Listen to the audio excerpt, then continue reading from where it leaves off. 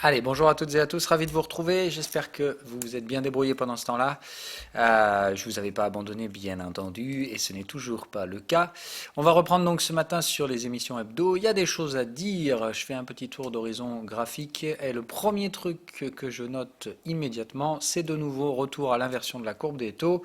Évidemment, tout le monde va dire ah non, mais c'est pas. Bon, bref, donc les taux s'inversent de nouveau.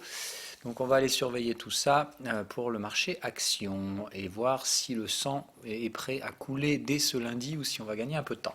Bref, donc ce sera la thématique à laquelle il faudra essayer de répondre. On ira bien évidemment aller voir tous les actifs corrélés habituels, c'est-à-dire le VIX et les junks, voir comment tout ça réagit. On ira voir notre pote le Gold qui me semble être intéressant, ainsi que WTI qui sera au programme de la semaine, et toujours la thématique dollar qui travaille en fond, qu'on essaiera de démêler. La UDNZD peut-être cette semaine, je vais aller y jeter un coup d'œil immédiatement. Peut-être en fin de semaine, éventuellement. Donc toujours patience, hein, on a un double top, donc on attend sur la structure ici. Et si ça passe pas, on aura un pullback plus profond en report du double top, et dans ce cas-là plutôt par là, et au contact du canal de tendance daily. C'est tout à fait possible, hein, dans une vague 2, on peut revenir tester la tendance daily. Moi je pense qu'on a tellement fait les cons à la baisse qu'il n'y a aucune raison qu'on n'aille pas éclater les contextes vendeurs d'abord, à savoir range et à plat, et recoller une phase de hausse pour aller chercher le haut du range daily d'abord. Les cryptos. Alors, les cryptos, là aussi, il y a beaucoup de choses à dire. Donc, Bitcoin a atteint son deuxième objectif, 23% de retracement. Alors, je vous avoue, franchement, quand on était là, c'était inimaginable, mais c'est là. On l'avait envisagé du coup, étant donné que les targets avaient été atteintes bien plus prématurément sur Bitcoin que sur Ethereum. Alors, je ne l'ai vraiment pas vu venir celle-là, je ne vais pas vous le cacher. Je m'attendais pas à ce qu'on le fasse et encore moins comme ça. Je pensais qu'on travaillerait cette zone des 14,6 longtemps, voire éventuellement faire une extraction. Donc là, hein, ça y est, Bitcoin, the top master. Moi, honnêtement, à ce stade-là, je ne sais pas quoi faire. Donc tout ce que je sais, c'est que c'est pas intéressant. Alors c'est presque même intéressant de vendre. Euh, bon, moi, je ne vais pas m'amuser à revendre des bitcoins ou alors peut-être en CFD. Mais en tout cas, là, à ce stade-là, je pense qu'il n'y a plus aucun intérêt à rester acheteur de Bitcoin pour ceux qui les ont achetés sur les points bas. Euh, on n'est pas tout à fait sur du x2, quoique pratiquement, hein, si on prend le point bas, voilà, 3002, on est allé faire 7004. Donc voilà, hein, bah, pour moi, c'est quand même largement un bon x2, bien débordé, bien clôturé en daily. Je vois pas l'intérêt, sincèrement, voilà, de continuer à acheter sur les zones de prix actuelles. Donc interdiction formelle d'acheter à ce stade-là. Les objectifs sont atteints, débordés, tout ce que vous voulez. Je pense qu'on en a pour au moins 2 à 3 trimestres de mort cérébrale sur le Bitcoin, retracement lent et douloureux. Enfin bref, à moins qu'il y ait des catalyseurs, je ne vois pas d'intérêt à faire autre chose que travailler cette zone de prix avec essayer de constituer des supports qui pour ma part n'ont que très peu de chances de tenir. Donc autrement dit, on n'a pas constitué de support ici, il va falloir constituer un support majeur, donc un support hebdomadaire supérieur au précédent. Voilà. Donc là déjà on a des cassures haussières hebdomadaires, donc si vous êtes en train de vous dire le crack, c'est fini, il n'y a plus de crack sur le Bitcoin, il y a très peu de chances qu'on aille plus bas, on a des cassures haussières du T hebdomadaire, c'est que le crack pour moi c'est terminé. Donc l'objectif c'est de racheter un support. Maintenant est-ce que le support va se faire là, là, là ou là, hein, et revenir carrément sous les 4000? Tout à fait possible. Tout ça, je n'en sais rien. Bref, pour moi, donc Bitcoin, les objectifs sont atteints. Je ne cherche pas à voir plus loin. Si ça continue, ça continue. J'en ai toujours des Bitcoins, donc ça me va. Mais non, ça fait plus partie du cadre d'un scénario, c'est-à-dire que je ne peux pas déclencher ni d'achat ni de vente. J'ai atteint mes objectifs. Je ne vais pas revendre plus que ce que j'avais prévu. Je ne vais pas racheter ici. Je vais tout simplement laisser le plan se développer, à savoir, donc moi j'ai sécurisé là. Je pense qu'on reviendra au moins sur ces prix, voire plus bas, pour chercher et former un support hebdomadaire. Donc maintenant, bah, je laisse faire pendant une bonne vingtaine de bougies hebdo. Donc comme je vous dis, je laisse faire tranquillement jusqu'à septembre, un truc comme ça. Et par là, je verrai selon les structures. Et je pense que ça peut être bien plus long que septembre, hein. Voilà. Mais pour moi, donc la partie spéculative de ces trades a été faite. Malheureusement, Ethereum, lui, n'atteint pas encore ses objectifs. Donc c'est la grande question, est-ce qu'Ethereum va se réveiller de sa torpeur ou est-ce que tout simplement tout le monde va repartir en conso, Ethereum compris, et dans ce cas-là mon spread ETH BTC ne parviendra pas à redécoller. hein, puisque là donc on est revenu en bas, mais ici hein, on est toujours sur un creux supérieur au précédent, on voit bien le support du range, on voit bien la ligne de tendance, voilà. Bon bref, ici, soit ça repart, effectivement, Ethereum trouvera son second souffle et ira chercher les mêmes objectifs que Bitcoin, c'est-à-dire 14% de retracement, voire 23,6, pourquoi pas. Soit tout simplement ça n'arrivera pas et dans ce cas-là on va rester dans le bas de ce range, voire essayer d'aller l'étaler un petit peu plus bas. Ce range est complètement immature, hein, qu'on soit bien d'accord, donc il s'agit juste de dire si on casse cette zone-là sur ETH BTC, ETH perd clairement son intérêt spéculatif pour ma part, donc ce sera débouclage des positions spéculatives et sortie à break-even, entre guillemets, hein, voilà. Ou en léger gain, voilà, je prendrai un gain sur les positions spéculatives Ethereum. Je resterai toujours exposé sur le buy and hold, hein, ça évidemment il n'y a pas de souci là-dessus. Mais les scénarios crypto seront donc terminés avec donc un gain, mais pas une très bonne, pas une très bonne répartition du portefeuille. C'est-à-dire que bah, moi j'ai spéculé sur un avantage Ethereum par rapport à Bitcoin. Pour l'instant, je me suis littéralement planté. Mais moi j'adore me tromper quand ça me rapporte du pognon, donc ça me gêne pas plus que ça, puisque dans tous les cas, en fait, les deux scénarios ont fonctionné. C'est juste la répartition du risque qui aura été faite en l'avantage d'Ethereum, alors qu'Ethereum au final aura procuré quasiment les mêmes gains, voire même moins de gains ici que l'Ethereum, que Bitcoin. Donc pas un très bon choix de stratégie en répartition de portefeuille, mais pourtant je reste sur mes positions, à savoir, pour moi, la structure de volume est bien plus favorable à des reprises haussières sur Ethereum que sur Bitcoin, mais bon, pour l'instant, les prix ne veulent pas me donner raison. Voilà pour la partie crypto. BNB, tiens, 10%, bon, ouais. Moi, ce truc-là, en attendant, j'en veux pas, hein, ça m'intéresse clairement pas en portefeuille. Ça peut aller un peu plus haut, hein, mais je pense pas. Enfin, combien ça a perdu sur la phase de baisse? C'est limite, hein, mais bon, voilà, quand on se prend une cartouche de 30%, normalement, on se calme, hein. Donc attendez de voir comment... Ouf, oui, non, ça pue le dead cat bounce quand même. Donc à surveiller dans cette zone, hein, pour ceux qui veulent vendre du BNB. Moi, il me semble qu'ici, si ça passe, ça va. Par contre, si ça se retourne, je vous conseille sérieusement de vous séparer de ces machins-là. C'est mon avis personnel. En tout cas, j'ai pas dit de tout revendre, mais ici, il faudra quand même prendre des objectifs vendeurs. Et surtout, si ça s'écroule là, derrière, c'est la bonne vieille structure, hein, donc du retour bas de range. Donc ça s'écroule, ça vient par là, et voilà quoi.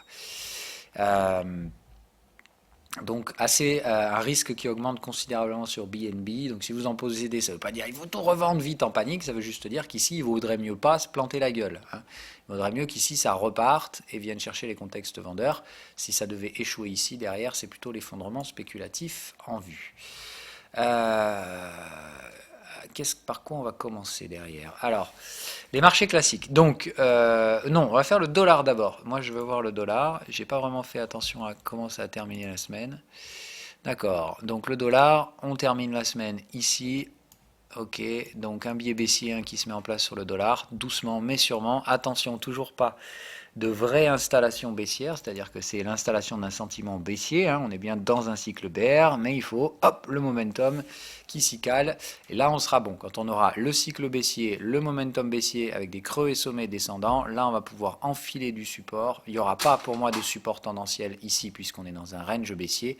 Je pense donc que c'est par là qu'on va se positionner, c'est ici qu'on va enfoncer comme des connards, et que le dollar sera dans la merde. Donc on est bien sur de l'hebdo, hein, donc ça va prendre du temps. Pour l'instant, on voit bien que ça ne veut pas encore décoller. On a déjà les creux et sommets descendants, on a déjà les sommets descendants. Est-ce qu'on va ici attaquer le breakout en ce début de semaine? Tout semble l'indiquer. On est bien dans un cycle baissier, d'accord? Ici, le momentum est toujours orienté à la hausse, mais on a déjà cassé un plus bas ici. Donc, je pense qu'on a tout ce qu'il faut là pour envoyer un breakout sur le dollar prochainement. Donc, à surveiller comme de l'huile sur le feu, des renforts sur l'eurodoll et GBP USD en début de semaine, ainsi que des renforts baissiers sur USD Yen. Et c'est celui-là qui me semble être le premier candidat. Hein, lui, il est déjà sur son canal de tendance. Le momentum est clairement bear et il n'y a pas le moindre signal de reprise acheteuse pour l'instant.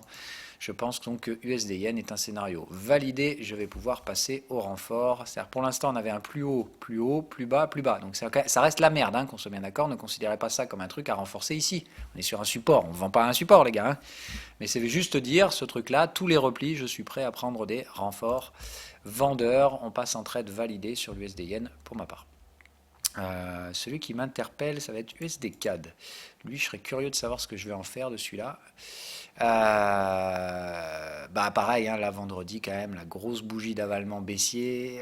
Le momentum est pas encore parti, mais il est pas loin d'eux, hein. Voilà, ça c'est dès que ça squeeze. Si ça squeeze au sud, pareil, le trade sera validé. Je passerai sur des renforts. Pour l'instant, je vais rester soft. Le yen, no comment, hein, voilà, donc la semaine dernière, bien bear, bien bear. Euh, je peux pas faire plus simple, hein, simplement pour moi, c'est des marchés qui atteignent des objectifs. Donc ici, il faut commencer à réduire un peu sa voilure sur NZD yen. Même chose, CAD yen, non, je pense qu'il y a encore du potentiel. Donc ça, moi, je resterai à la vente du CAD yen. Pour l'instant, je pense qu'il y a encore du boulot à faire là-dessus.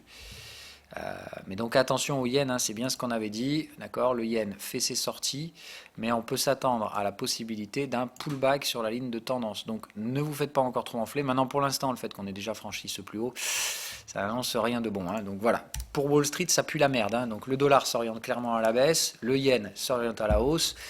On va regarder les actions parce que je vais faire simple, hein, voilà. Donc, alors des valeurs comme Tesla, quand ça clôture comme ça, bah, ça annonce rien de bon, hein. C'est-à-dire bon bah tant pis, on continue.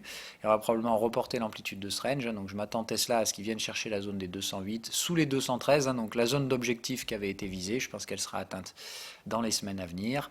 Apple, voilà, clôture avalement baissier avec un signal de prise de profit avec un plus bas que le précédent. Autrement dit, les acheteurs se font littéralement la malle. Je vous mets ma main à couper qu'il y a un paquet de vendeurs qui sont en train de shorter le crack. Et ça risque de pas tarder à arriver, donc un effondrement spéculatif probable sur Apple, grosse pondération des indices, hein, voilà, donc vous dites en plus le merdier, comme c'est bourré d'Apple dans les ETF, si on part vers un effondrement spéculatif, c'est la merde derrière, hein.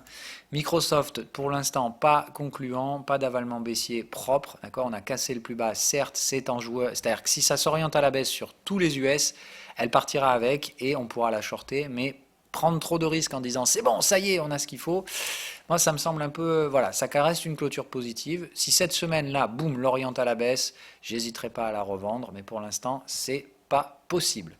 AMD, ça a tenté la confirmation la semaine dernière, mais on vient clôturer en haut, donc faites très attention, ça c'est totalement le genre de truc aussi qui peut aller repartir. Donc il y a bien un stop loss sur ce trade ici, hein, si on vient chercher au-dessus de ça avec des clôtures daily, c'est out direct. D'accord, donc moi je le mets direct, hein. De toute façon si on va clôturer daily au-dessus de ça, c'est même pas la peine pour ma part, ce sera une invalidation claire et nette.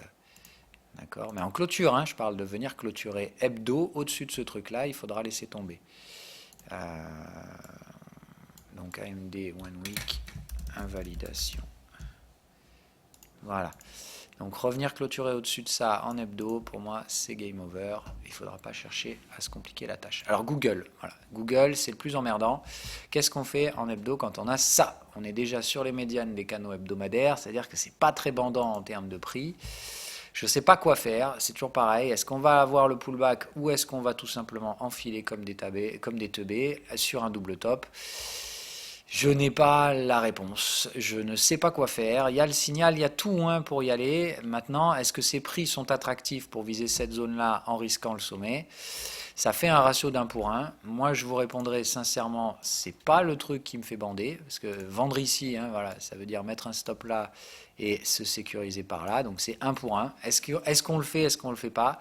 Voilà, moi je vais répondre très simplement, ça dépend de vos portefeuilles, ça dépend de vos sensibilités au risque. Vous faites comme vous le sentez.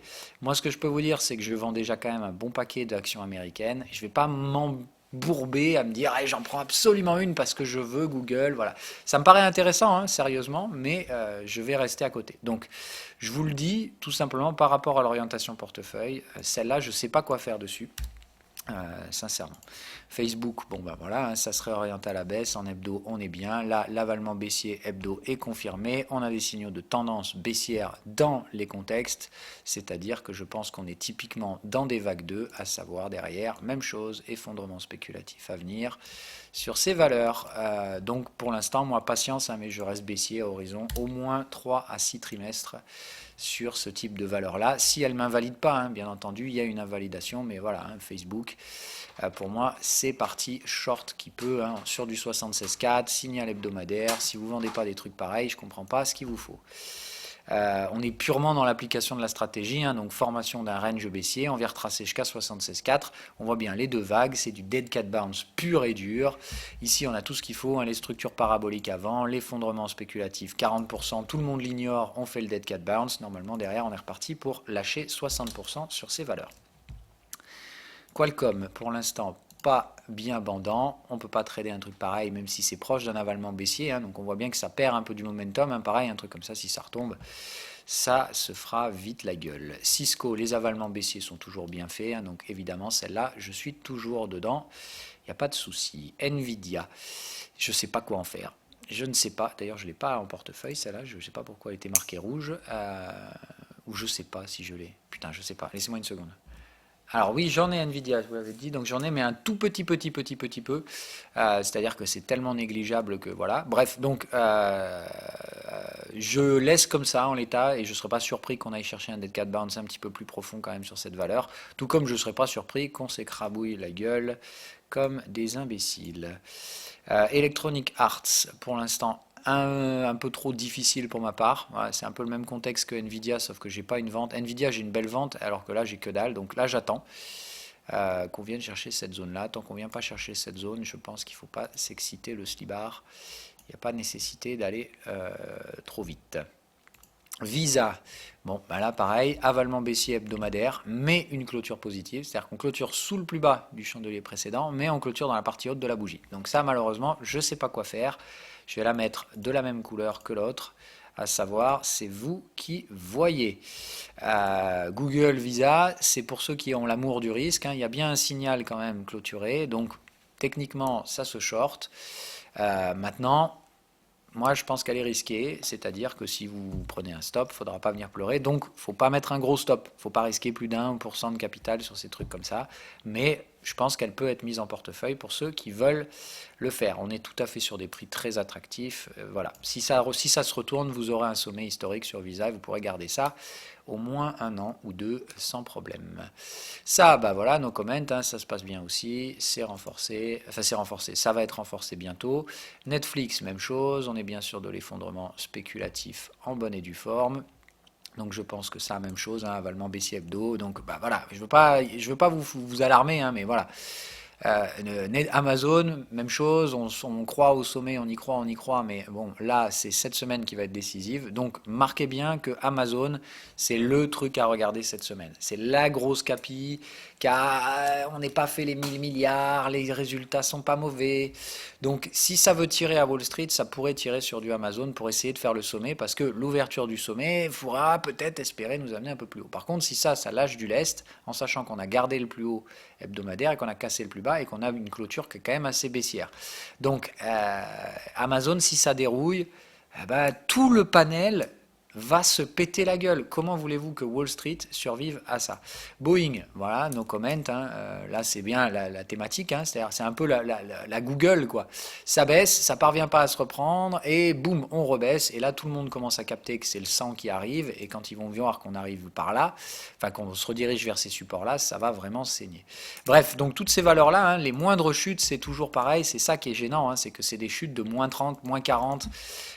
Totalement à la hauteur des stupidités de 2017 et compagnie. Hein. C'est-à-dire que, encore une fois, tout le monde oublie très vite les débilités qu'on a fait là. Hein. Voilà, là, et cette valeur, il faut vous dire quand même qu'en en 2 trimestres, enfin,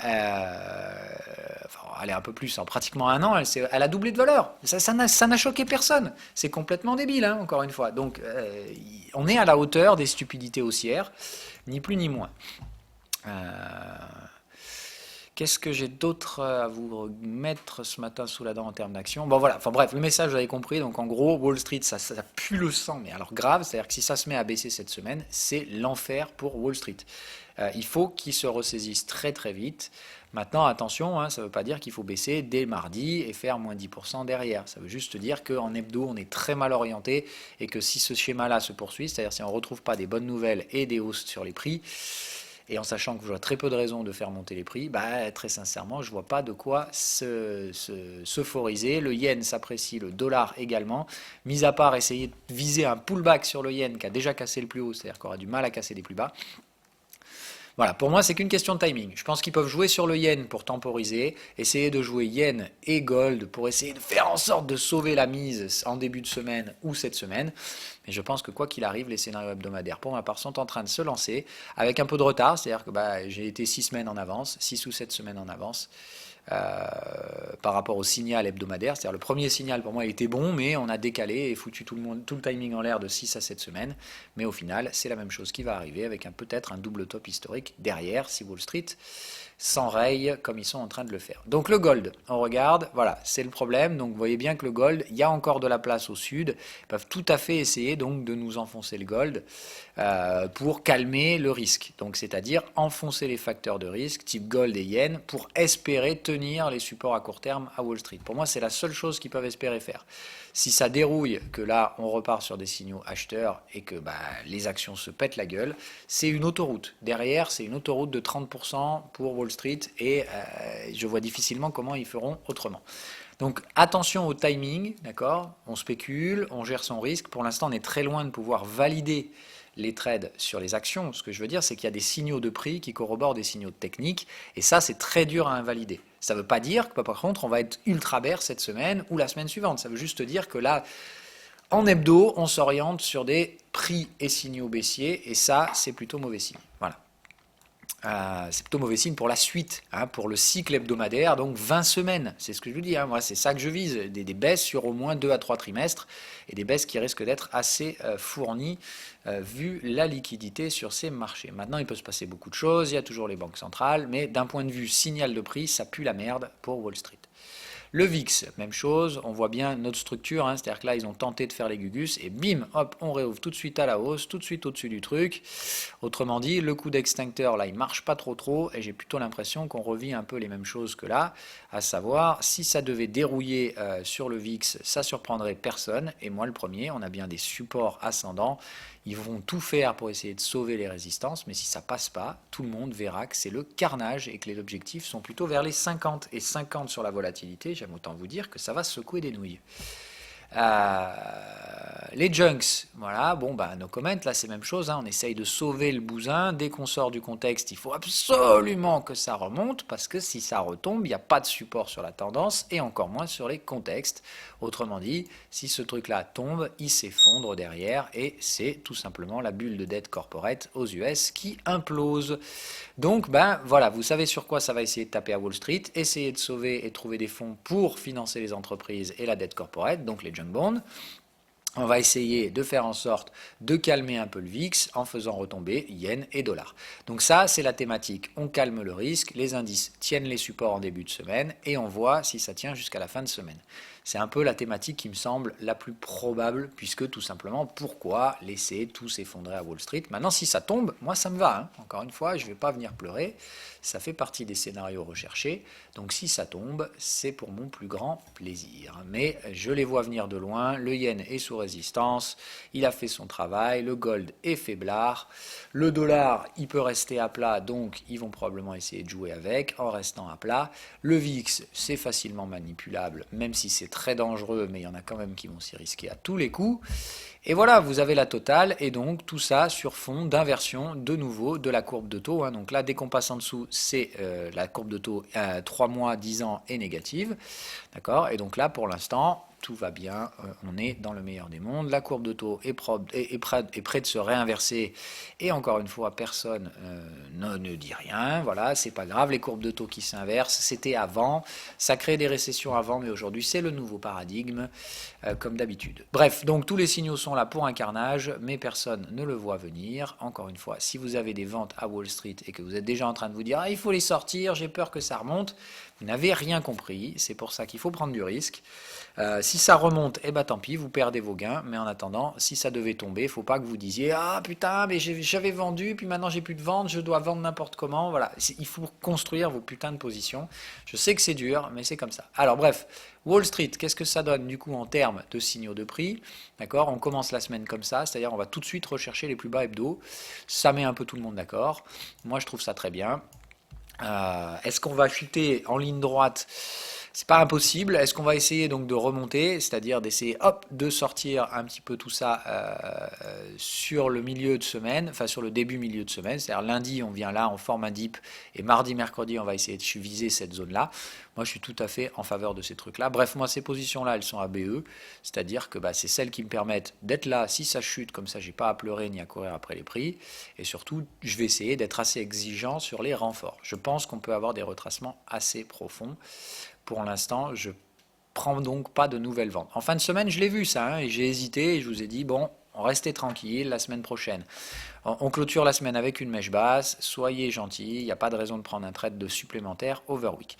Qu'est-ce que je note en horaire ici sur le S&P 500? Regardez, on supprime les prix, c'est d'une limpidité. Voilà, quand vous avez des trucs comme ça. Donc ici, c'est range en fin de tendance haussière. Là, vous dites, ok, c'est range, c'est mature. Là, on a les breakouts. Qu'est-ce que c'est que ce merdier? D'accord? Normalement, ça doit vous parler tout de suite, hein.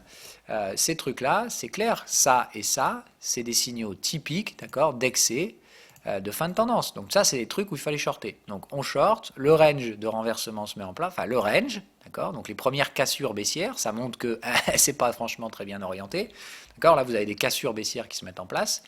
Là, le range se polarise à la baisse, donc effectivement, ça et ça, il ne fallait pas hésiter à le vendre, hein, encore une fois. Le range se forme, qu'est-ce qu'on fait? On casse le range par le bas. D'accord? Donc là, ici, on avait formé un range.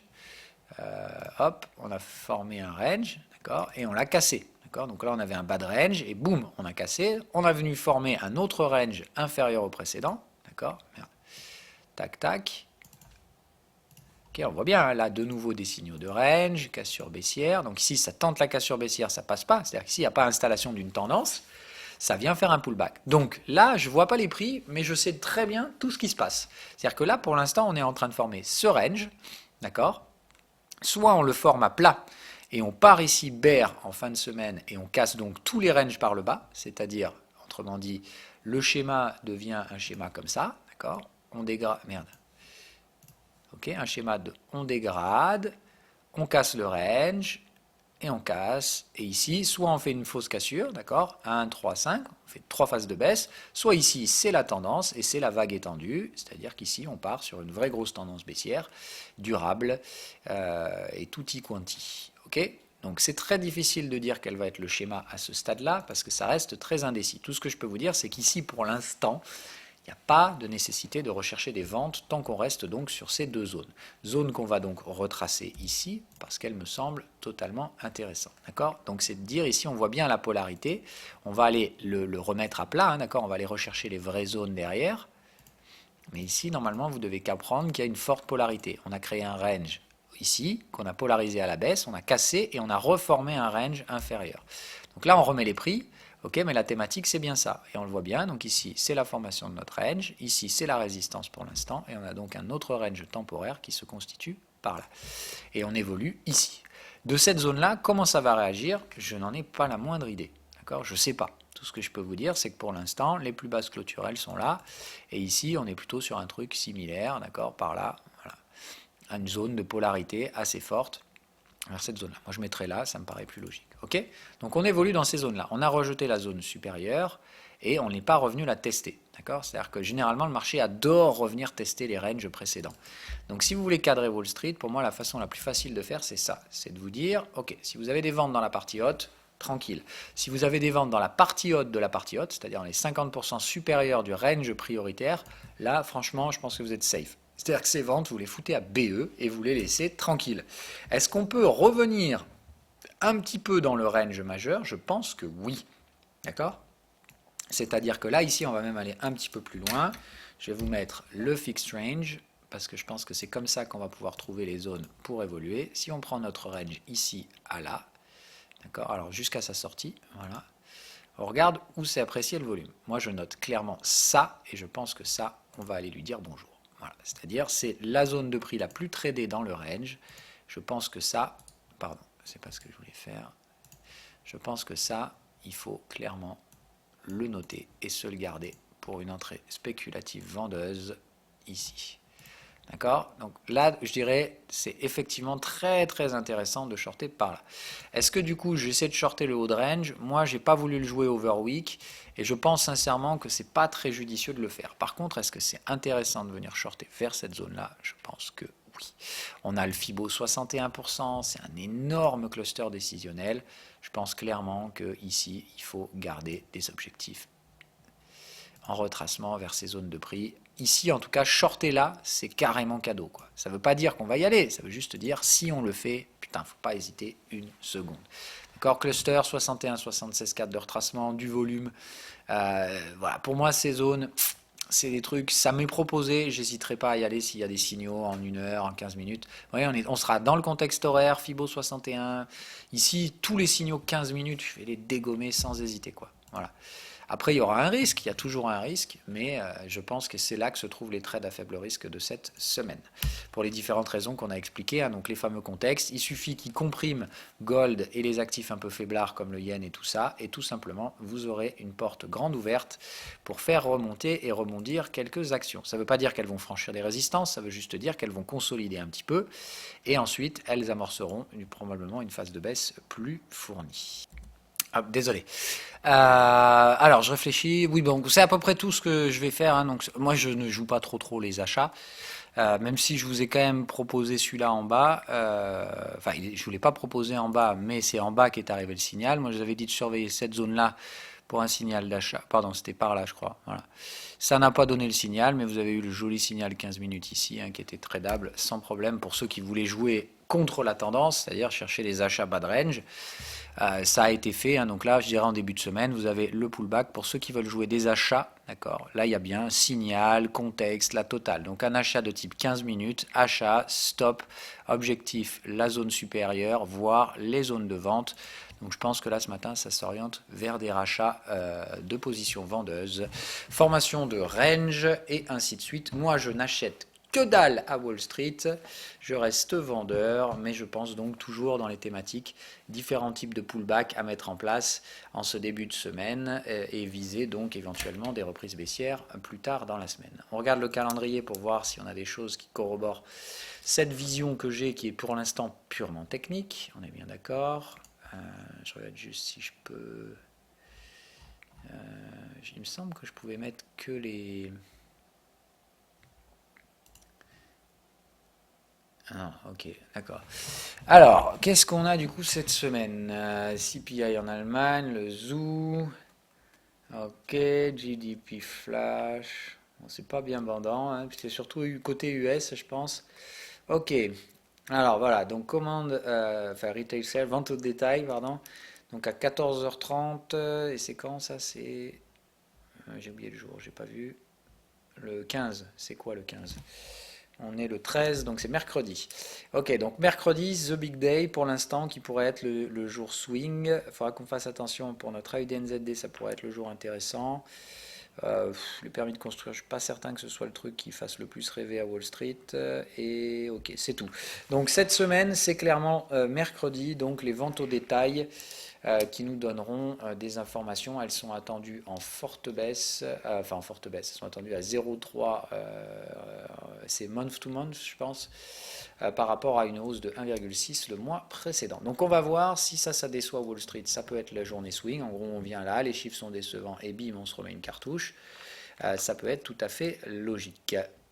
Donc pour l'instant, moi je vous invite à rester prudent. Moi je vais dire, tant qu'on ne casse pas ce range, je ne vois pas de raison de s'exciter non plus trop fortement.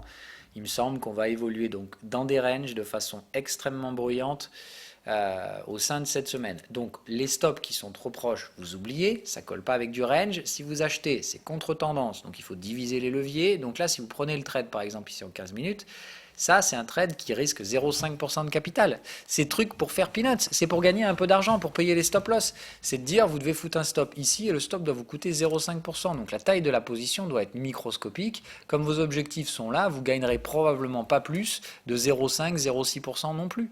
Mais c'est toujours ça, voilà, ça vous fait monter la taille du capital de 0,5%. C'est un trade qui reste à faible risque pour ma part, mais contre-tendance, donc uniquement les expérimentés et ceux qui savent gérer la gestion du risque dans ces zones-là. N'oubliez pas qu'on a le FIBO 23,6 ici, Donc on peut très bien vous enfumer cette zone, venir là pour aller chercher un Fibo 23,6. Voilà. Moi après je préfère effectivement qu'on consolide ici au-dessus du Fibo 23,6 pour lui mettre une grosse start et aller chercher le 38,2 derrière ensuite. Ok. Côté DAX, bah, c'est la même chose, vous répliquez ça comme vous voulez. Hein. Alors pourquoi j'ai plus mes ventes voilà. Bon, on va remettre les codes couleurs. J'avais supprimé, hein, rappelez-vous, j'avais caché j'avais enlevé les valeurs US de mon portefeuille. Alors j'ai du Dow Jones aussi, hein, mais j'ai plus de Nasdaq. Bon, c'est un peu con d'ailleurs parce que je sais pas pourquoi, mais j'aurais dû reprendre du Nasdaq aussi. Bref, je m'en occuperai peut-être que là, quand je revendrai, si on va chercher ces zones-là, j'en profiterai pour recharger un peu en Nasdaq. Plus que d'en renforcer trop fortement le S&P et autres trucs du genre. Maintenant, je préfère taper large spectre, hein, qu'on soit bien d'accord. J'ai été TP ce matin sur Shanghai 25%. Donc c'est l'objectif, hein, c'était de dire je prends 25% par là. Pardon, on est sur les trades en daily. Hein, voilà. Donc là, c'est de dire les objectifs ont été carrément atteints. On est bien sur du 50% de retracement. Je pense qu'on va neutraliser un petit peu et reprendre des phases de baisse derrière éventuellement. Hein. Donc toujours maintenir le rythme, on y allait assez fort, il y a des gaps, voilà, il y aura des forces de rappel. Moi ce qui m'intéresserait c'est maintenant de voir le dollar s'orienter un peu plus fortement à la baisse pour marquer l'aversion au risque. Même si je vous dis le yen se renforce aussi, c'est-à-dire que dans un premier temps les actions US ne vont pas s'effondrer, mais je veux juste les voir perdre du terrain par rapport à leurs confrères. C'est-à-dire, je veux voir des actions américaines qui rebondissent très peu face à des actions du reste du monde, type chinois et européen, qui pourraient rebondir un peu plus sensiblement. Le DAX, donc, quel va être mon plan sur la semaine? Ça va être un peu la même chose, c'est-à-dire le DAX, évidemment, comme d'hab, c'est le vilain méchant, comme il baisse et que les algos ne réfléchissent absolument pas du tout. Ils voient en termes de on vend le plus faible, on achète le plus fort, donc c'est toujours pareil, ça soutient les conneries de dollars, mais ça accumule les capitaux, personne ne réfléchit, on a créé des bulles absolument énormes, et quand on va devoir payer le prix de ces conneries, évidemment, on dira c'était la faute des robots. Donc le principe c'est pareil, là on est toujours sur des orientations bien baissières, mais je pense toujours des contextes de type range, d'accord? Donc là on fait pour le début de semaine, hein, on est en horaire, donc là on essaie de cadrer la semaine. C'est de dire, voilà, si vous supprimez les prix, quels sont les éléments graphiques que vous avez ici qui sont pour moi indiscutables? Range, on tente de rebaisser, range. Bon, au bout d'un moment, on voit qu'on vient chercher le canal de tendance, d'accord? Là, on voit qu'on le casse, là. Okay. Donc là, j'ai plutôt envie de dire, cette semaine, ce qui est intéressant à vendre, c'est le contexte horaire. Donc pareil, je pense qu'on va aller chercher le contexte horaire. Pour ça, il faut arriver à former des creux ascendants de préférence, ce qui n'est pas franchement ce qu'on est parti pour faire, puisqu'on le voit bien, dès le début de la semaine, que fait le DAX? Il va péter son plus bas. Donc je dirais que le DAX, il reste mou du gland, et c'est pas certain qu'on atteigne cette zone-là, mais je pense que c'est pourtant ici que se trouvent les prix les plus intéressants. Donc le DAX, on va voir, soit il va nous faire une conso à plat, et dans ce cas-là, lui, j'essaierai de le reshorter vers les 12 002, soit ici il va retrouver du punch avec un news flow positif ou Dieu sait quoi et il arrivera à revenir tester cette grosse zone de volume. Maintenant on l'a déjà rejeté, on n'a pas de nécessité d'y retourner. Je veux juste dire, c'est pas obligé d'aller là, c'est à partir de là qu'il est intéressant à vendre le DAX. La zone sera donc très large en intervention cette semaine sur le DAX, elle sera ici. D'accord? Mais évidemment, plus on est dans la zone haute, plus on sera supporté par les contextes vendeurs, plus ce sera favorable. D'accord? Mais évidemment, plus on mettra de temps à rentrer là-dedans, plus on pourra se contenter de prix moins attractif. Par exemple, si on arrive ici mercredi ou jeudi, je pense que c'est suffisant pour vendre. Voilà. Si ça remonte péniblement, voilà. Par contre, si ça remonte fort, restez patient et attendez bien dans ce cas-là, plutôt la zone des 300, 350, la partie haute ici, qui me semble clairement très attractive pour jouer des ventes. Voilà, pour ma semaine, ce sera ça. Donc, essayez de rester exposé sur le dollar. J'ai récupéré des gains sur NZD yen, CAD yen. Donc je récupère des gains en yen et USD yen. WTI, putain, on n'en a pas parlé.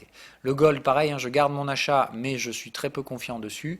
Le WTI, j'attends toujours la même zone d'intervention en renfort vendeur sur les contextes baissiers horaires ou 4 heures, selon vos sensibilités. Moi, je vais me positionner sur de l'horaire, hein, d'accord? C'est de dire, les contextes 4 heures sont toujours haussiers. Donc moi, je me positionnerai sur le contexte vendeur horaire. Donc cette semaine, normalement, en débordement, je dirais que les 64 $, le baril me semble totalement indiqué comme étant les favoris ici à shorter pour ma part. Donc cette grosse zone hein, entre 64 et 65 à essayer de dégommer sous des signaux horaires. Donc c'est ça les trades de la semaine pour moi. Revendre le WTI et ça nous donnera probablement le timing de vente. Donc un timing vente WTI, S&P 500, Nasdaq, Dow Jones, enfin tous les indices quoi, toutes les actions. Mais probablement donc en début de semaine des achats de junk pour essayer de soutenir la dette corporate et peut-être ils vont essayer de nous péter un support sur le gold, mais ça c'est pas non plus certain. Donc surveillez hein, des mouvements. Le dollar peut être assez punchy, donc évitez les leviers sur l'euro-dollar et les trades un peu trop spéculatifs dans la zone qui me semble complètement bruyante. Gardez une orientation haussière sur ces trades puisqu'il me semble que les swings restent de toute façon en faveur d'achat sur l'euro et sur le GBP, pas nécessairement parce que les devises sont trop fortes, mais plus parce que le dollar risque à tout moment de se prendre une grosse tartasse et qu'une fois le mouvement initié, il ne reviendra pas en arrière, je pense. Voilà, c'est à peu près tout. Donc si vous avez les actions aussi à la vente, ne vous empêtrez pas dans du Google et du Visa qui restent les plus emmerdantes à trader. Si vous détenez du Tesla, du Apple et des trucs comme ça, du Facebook, ça me semble bien. Vous maîtrisez toujours la gestion du risque avec des stop-loss si ça part en couille, mais normalement ces actifs me semblent bien orientés par rapport à ce qu'ils nous ont produit la semaine dernière. Les cryptos, toujours beaucoup de patience. Je n'allège rien sur l'Ethereum ni sur, j'ai que ça de toute façon, ni sur les Ripple et compagnie. Hein. Je mise le coup de tout simplement de dire un deuxième flux va profiter aux altcoins après avoir profité majoritairement au Bitcoin. Si je me plante, ce sera des stops à break-even, des stops en léger gain sur les trades spéculatifs Ethereum et point barre. Voilà, je vous souhaite à toutes et à tous une agréable semaine. On va voir, qu'est-ce que c'est? Putain, on est déjà à la moitié du mois. Je ne sais pas si je vais avoir le temps de vous faire un QCM ce mois-ci, ou alors peut-être en fin de mois. Mais voilà, donc mercredi, on va voir ce qu'on fait comme émission éducative. Parce que là, j'ai clairement pas le temps de vous faire un QCM d'ici là. Donc on verra. Le programme de la semaine reste un peu incertain et voilà. Donc là, j'ai surtout énormément de retard. Hein, pour être très honnête avec vous, j'ai à peu près 200 mails en attente. Parce que c'était bien sympa de s'envoyer en l'air la semaine dernière, mais en attendant, j'ai pas répondu à vos mails et ça, la sanction, elle a été immédiate. Donc j'ai un bon paquet de retard à accumuler, à rattraper. Ce sera l'objectif de ce début de semaine. Donc si on ne fait pas d'émissions éducatives et autres trucs du genre, c'est parce que j'ai pas réussi à rattraper mon retard. Voilà, bref, donc je fais ce que je peux cette semaine, mais l'objectif c'est plutôt pour moi d'essayer de rattraper les retards que j'ai accumulés. Pour vous, espérez que j'y arrive et je vous ferai toujours les émissions du matin, bien sûr, et on verra ce que je peux faire en termes d'éducatif.